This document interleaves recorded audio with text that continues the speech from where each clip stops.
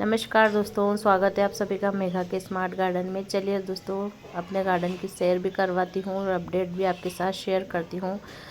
पिछले 10 दिन पहले मैंने एक वीडियो अपलोड की थी कि बीमार जो हमारे गुलाब हो जाते हैं, फंगस वगैरह लग जाता है बारिश की वजह से या फिर कोहरे की वजह से, तो उसको किस तरह से ख़त्म किया जाए, हटाया जाए, क्योंकि बहुत ज़रूरी होता है इन सबको हटाना, वरना प्लांट ख़त्म हो जाते हैं। और विंटर में दोस्तों बहुत ज़्यादा प्लांट ख़राब होते हैं। लेकिन दोस्तों सारी की सारी जो चीज़ें हमने की थी, सारी की सारी सक्सेस हो गई है। सारी की सारी चीज़ों ने काम करना शुरू कर दिया है और फंगस भी धीरे धीरे ख़त्म हो रहा है और प्लांट की ग्रोथ भी काफ़ी अच्छी हो रही है। यहाँ पर देखिए दोस्तों, ये अपराजिता के प्लांट है जो मैंने पूरा का पूरा डीप प्रून कर दिया है। और डीप प्रूनिंग के बाद दोस्तों हर प्लांट की ग्रोथ काफ़ी अच्छी हो जाती है। और जो परमानेंट प्लांट होते हैं ना, उनकी आप अभी जो जनवरी फरवरी है, इस टाइम पर आप दिसंबर जनवरी फरवरी में डीप प्रूनिंग कर दीजिए। फिर आपको मार्च में इसकी ग्रोथ दिखेगी और मार्च अप्रैल में ये बहुत अच्छी फ्लावरिंग भी देंगे और हेल्दी प्लांट होंगे। और जो इनमें फंगस और इनमें जो कीड़े वगैरह लगे रहते हैं ना, सारे ख़त्म हो जाते हैं। ये देखिए दोस्तों, ये है अलमंडा की बेल जो काफ़ी ऊंचाई तक जा चुकी थी, लेकिन मैंने इसकी भी बहुत ज़्यादा गहराई से प्रूनिंग की थी। फिर उसके बाद थोड़ा खाद वगैरह दिया था और ये वापस ग्रोथ पे आ रहे हैं। तो जो परमानेंट प्लांट होते हैं ना, उनको टाइम लग जाता है थोड़ा सा। और ये देखिए दोस्तों, ये है कृष्ण कमल हमारे, ये भी बेल वाला प्लांट है, इसको सपोर्ट दे रखा है मैंने।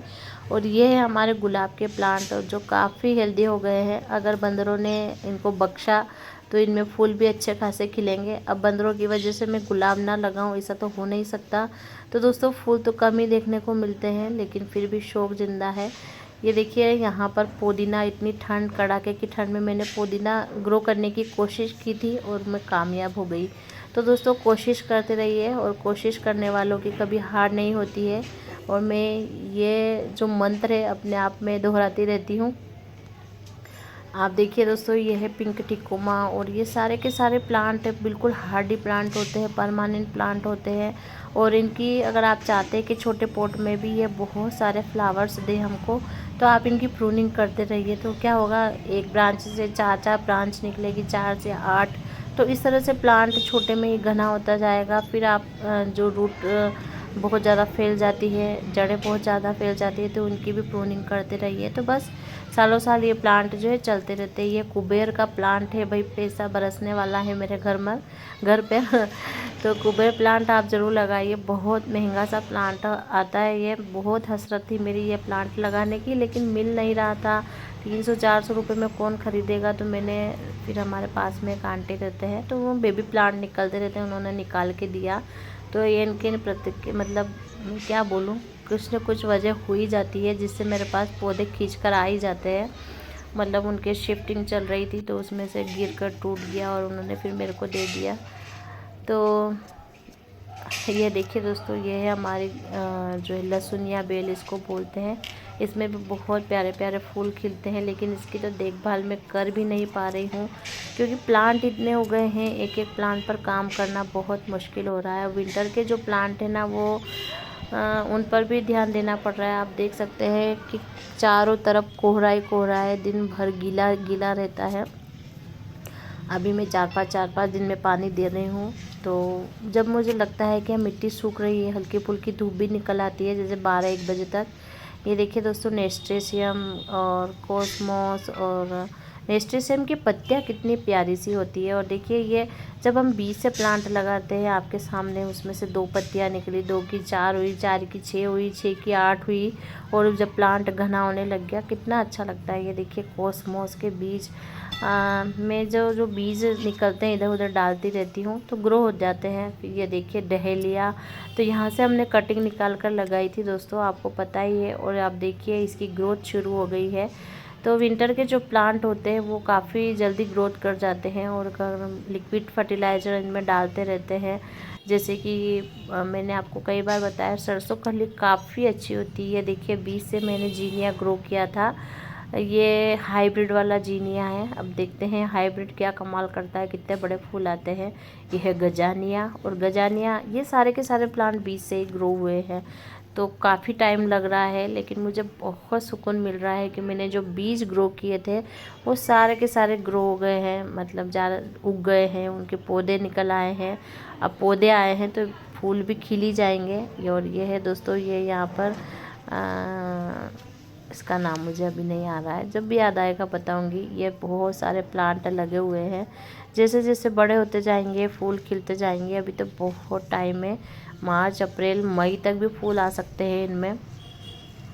और मैं लेकर आपको बताऊंगी, फूल आएंगे और मैं आपको बताऊंगी कि देखिए दोस्तों, गर्मियों में भी विंटर के प्लांट फ्लावरिंग करते हैं, पर थोड़े से आपको जो है इनकी जगह चेंज करनी होगी और मैं करके बताऊंगी आपको।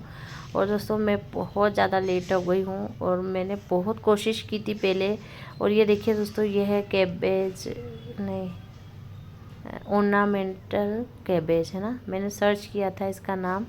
और ये वर्बिना, ये इस तरह से देखिए ये कटिंग हमने लगाई थी यहाँ पर।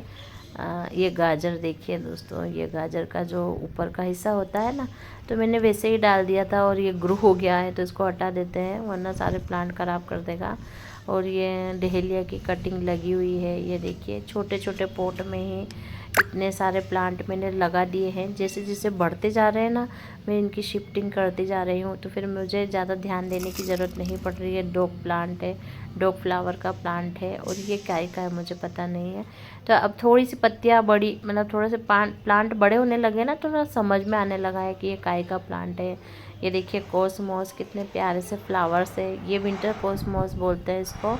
और इसमें एक और कलर है वाइट कलर, मैं आपको आगे दिखाऊंगी। अभी फूल तो नहीं खिला है। ये देखिए, ये बालसम के, ये यहाँ पर देखिए डहेलिया, और यहाँ पर गेंदा, ये सारे बीज से ये डेंथस है। और भी दिखाऊंगी मैं, आप पूरी वीडियो देखिएगा, आपको बहुत अच्छा लगेगा कि बीज से किस तरह से प्लांट ग्रो हो रहे हैं। और विंटर के बीज इतने छोटे होते हैं ना, मैं क्या ही बताऊँ आपको, इनको संभाल पाना बहुत मुश्किल होता है। ये ऑर्नामेंटल कैबेज है ना, यही नाम है ना इसका। ये डहेलिया, अब दोनों को साथ में मैंने लगा दिया है। फिर देखते हैं, ये देखिए इसमें यहाँ पर, सॉरी डहेलिया नहीं, इसका नाम मुझे आ ही नहीं रहा है, अभी तो बताया था मैंने। ये देखिए यहाँ पर लहसुन है ना, ग्रो हो गई है।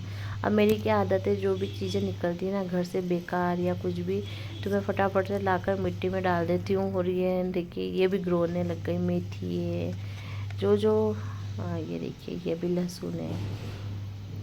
मतलब मिट्टी इतनी अच्छी है, पोरस है, लाइट वेट है, उसके अलावा उपजाऊ है, तो यहाँ पर बीज कटिंग बड़ी आसानी से ग्रो हो रहे हैं। अगर आपने शुरुआत ही अच्छी कर दी है ना, तो फिर प्लांट की ग्रोथ तो होकर ही रहेगी, चाहे कुछ भी हो जाए। चाहे वो 8 दिन बाद ग्रो करेगा, इधर उधर शिफ्टिंग में थोड़ा सा मुश्किल हो जाता है। ये देखिए दोस्तों, यहाँ पर ये वाला प्लांट मुझे पता नहीं है काय का है। ये देखिए कॉस्मोस, कितने बड़े से फ्लावर खिले हैं और छोटे से थैली में लगा हुआ है। अब ये वाइट वाला खिलेगा, ये देखिए। और गार्डन में क्या है, मेरे सारा वेस्ट ही वेस्ट है, कुछ भी काम, मतलब हमारे लिए तो सारा वेस्ट होता है। छिलके हैं, टूटी फूटी डब्बे हैं, टूटे फूटे जो सामान है उन्हीं में मैंने लगाया हुआ है। और किचन से जो कचरा निकलता है, गार्डन से जो कचरा निकलता है, थैलियाँ वगैरह निकलती है हमारे घर से, जो हम डस्टबिन भर देते हैं उनमें डाल कर, वो सारी चीज़ें मैंने गार्डन में काम में ली है। और आप रिजल्ट देखिए, इतनी प्रकृति इतनी सरल है कि इतनी सारी वेस्ट चीज़ें देने के बाद वो हमें किस तरह से खूबसूरती प्रदान करती है।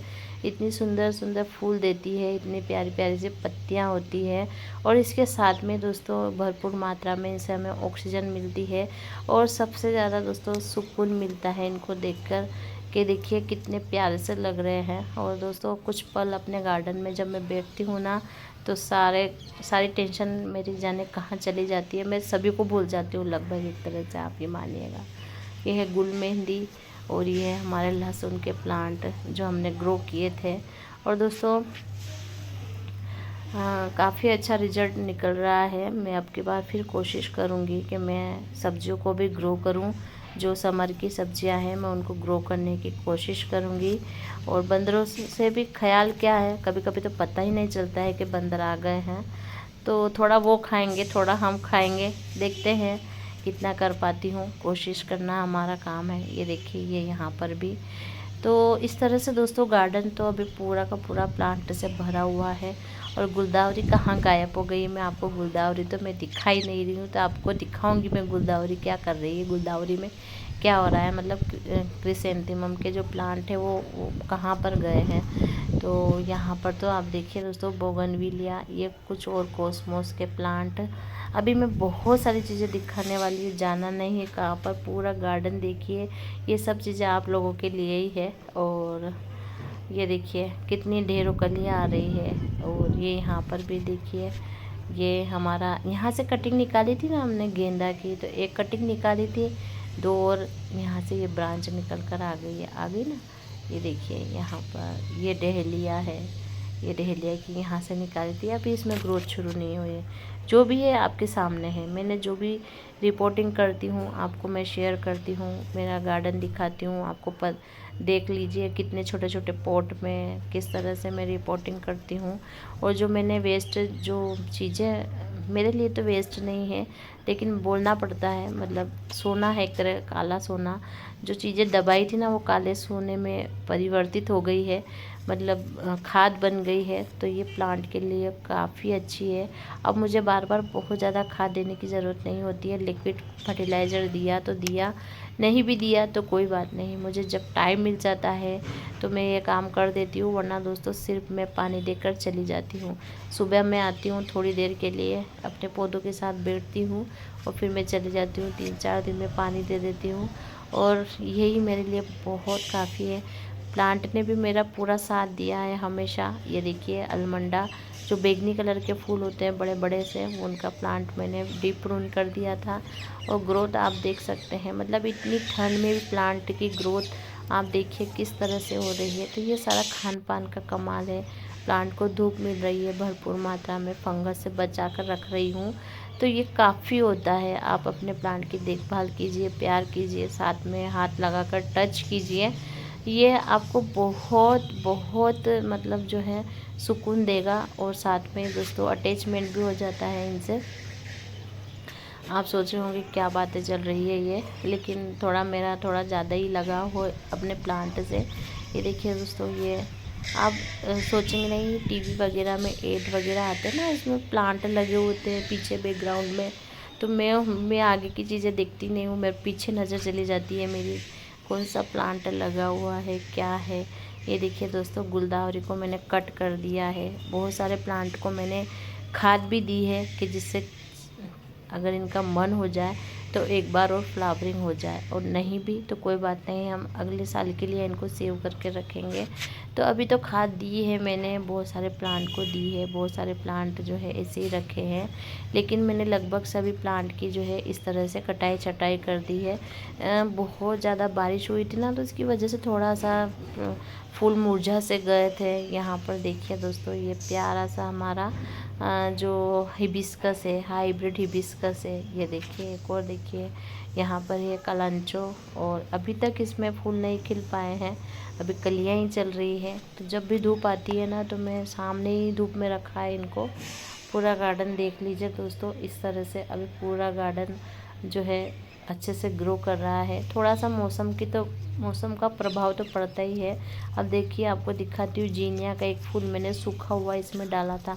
कम से कम 8 से 10 प्लांट तो मैंने अलग अलग रिपोर्ट कर दिए थे, और 8-10 प्लांट और थे इसमें। तो ये सारे के सारे इसी में फ्लावरिंग करने लग गए हैं, इसी में ग्रो हुए, इसी में फ्लावरिंग कर रहे हैं। कितने प्यारे से फूल है। और ये लगभग जीनिया के प्लांट 10-15 दिन तक खिले रहते हैं। यहाँ पर देखिए दोस्तों, ये बहुत सारे प्लांट जो है मैंने 4-4 5-5 एक साथ रिपोर्ट कर दिए हैं। और इनकी रिपोर्टिंग थोड़े से बड़े हो जाएंगे ना, तो फिर मैं इनको एक एक गमलों में डाल दूँगी। तो प्रोसेस तो चलती रहेगी, मिट्टी सहित ही डालूँगी, तो इनके चलने में, मतलब इनको बढ़त में कोई फ़र्क नहीं आने वाला है।